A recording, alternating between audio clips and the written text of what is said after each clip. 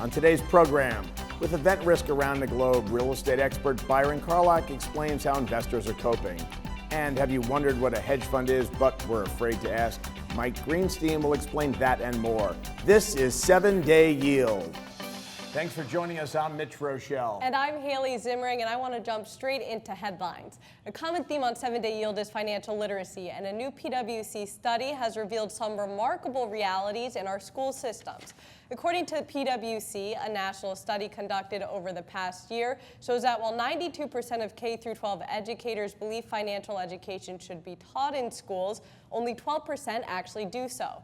What would it take to change those numbers? Well, according to the teachers surveyed across the country, they would need better curriculum plans, professional development, and funds to provide adequate financial knowledge to their students. While there may not be a surge in financial education in the schools, there is a steady stream of esports and gaming. Both teachers and students alike are well versed in these worlds. And while competitive gaming has been around for decades, a recent PwC study says that this form of esports gaming has reached a tipping point due to the prevalence of streaming and social media. Last year alone, gamers streamed 241 billion minutes of video, yielding $325 million in revenue. This year, the esports economy is expected to hit $463 million, which is a staggering 42% increase and shows no signs of slowing down. Now, if you're too busy with your day job to worry about gaming, that might be a good thing, because new research out of Oregon State University shows that the longer you work, the longer you live.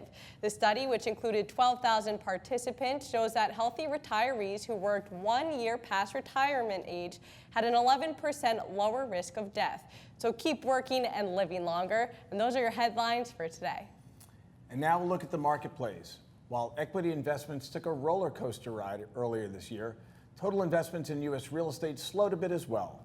Recent data from Real Capital Analytics reports a 20% drop in the dollar volume the first quarter.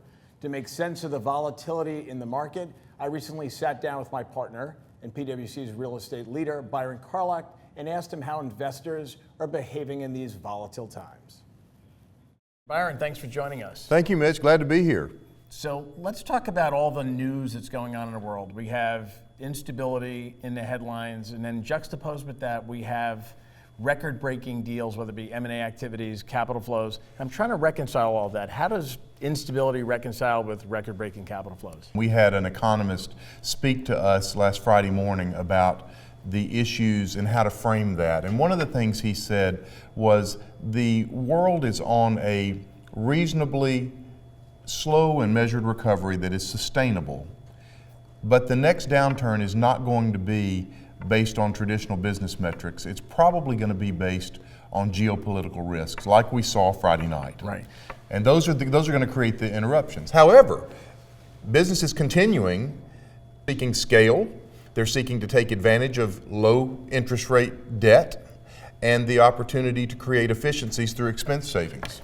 But you have all of these things that are horrific in the news, yet capital seems to want to find its way into places like the United States. Is it the sheer safety of our economy relative to other places in the world that makes it attractive for capital to allocate here? So in the asset management world, it seems like there's truly a continuum between yield seekers and safety seekers. So is it a defense versus offense play, perhaps? You could look at it that way. I think that some people are saying, especially people trying to diversify the portfolio, seek asset allocation traditional theory by geography as well as investment type, are also realizing that there is a lot to be said for safe jurisdictions. Okay. Let's think about China for a second. The other headline you can't avoid for the last quarter is the slowdown in the economy of China and what impact that could have on the U.S. economy, but moreover the capital flows into the United States.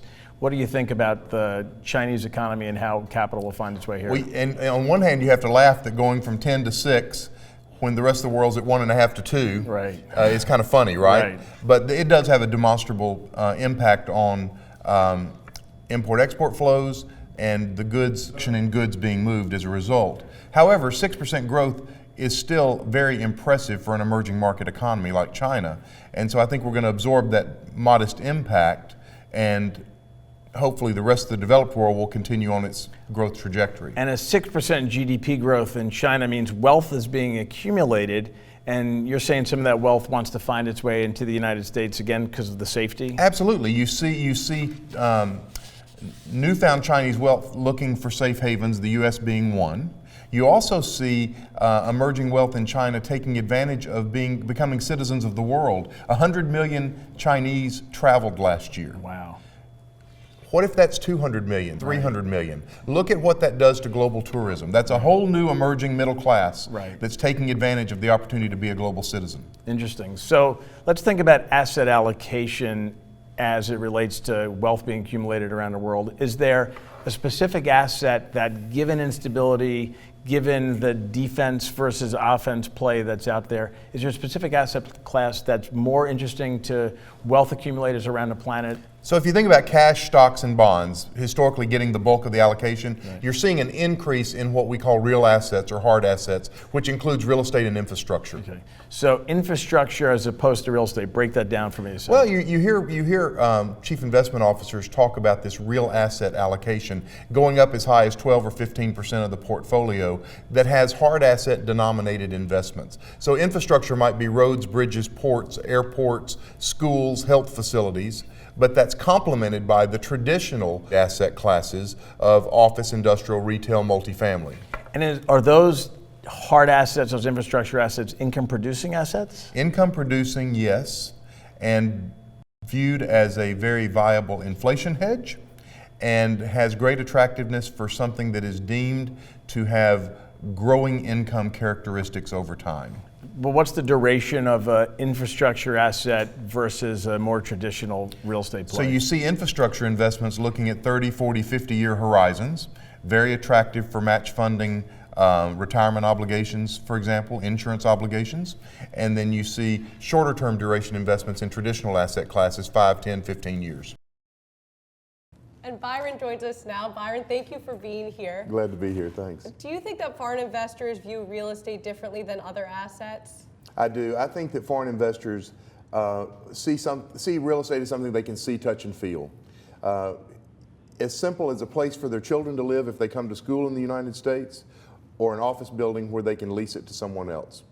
Rent is good for foreign investors. That's right. Well, thank you again for coming on. When we come back, we're pivoting into the world of hedge funds. Stay with us.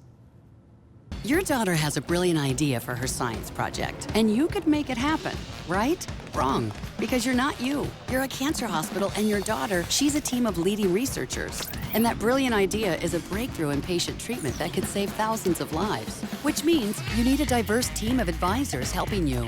From research data analytics all the way to transformation of clinical care. So you call PwC, the right people to get the extraordinary done.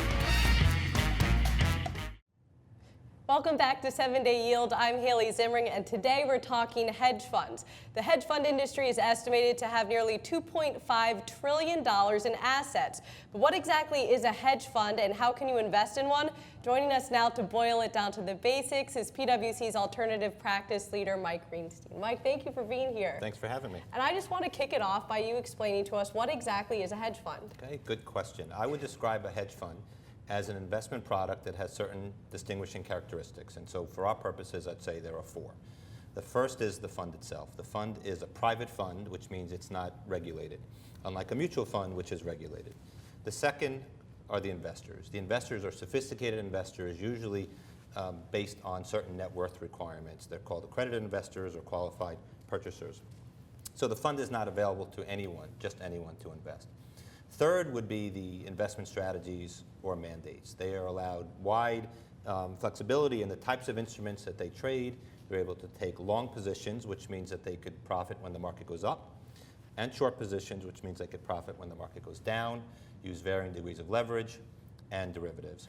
And the fourth characteristic would be the fees. Sometimes you hear 2 and 20.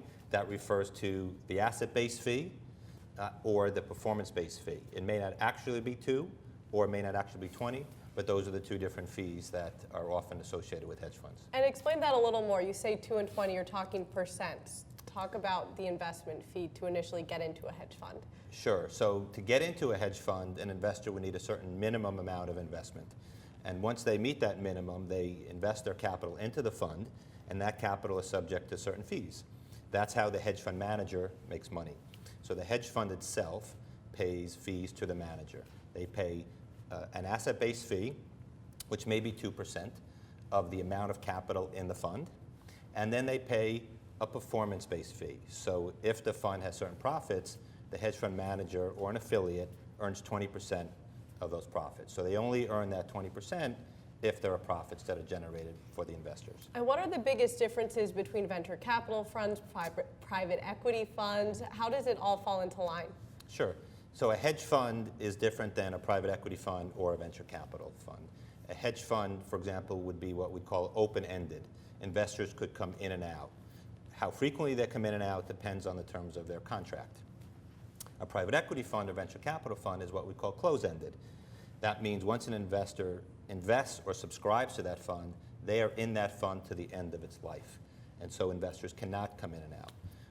Another difference would be that a hedge fund tends to invest in more public market securities, and a private equity and venture fund invests in private market securities. But from a regulatory perspective, they're all in the world of sort of not being regulated the way mutual funds are? That's correct. They are all considered private funds, as I mentioned earlier, and so the fund itself is not regulated by the SEC. The hedge fund manager that I just referred to is registered as a registered investment advisor. So the manager is registered, but the fund itself for hedge funds, private equity or venture is not regulated. What would you say is the biggest misconception when it comes to hedge funds? I would say that they're risky investments that are highly leveraged. Certainly they use various complex investment strategies and instruments, but some are leveraged and some do not use any leverage. And they do employ sophisticated risk management techniques. So I think they get a bad reputation for being highly leveraged and risky in all cases, and I don't think that's the case. And as far as current trends go, what kind of trends are you seeing in the hedge fund space right now? Yeah, there are a variety of trends that we've talked about in one of our publications called Alternative Asset Management 2020, and they relate to broadening of investors, broadening of asset classes and products, what we would call the industrialization of their infrastructure, as well as the way they're starting to use more advanced technology and innovation. And for those who want to see it, how can they see that report? That report is available on pwc.com. It's called Alternative Asset Management 2020. Great. We're going to have to leave it there, Mike. That was awesome. Thanks for joining us. On our next program, we'll discuss private equity and do a deep dive into the world of ETFs. Thanks so much for watching. We'll see you next time on 7-Day Yield.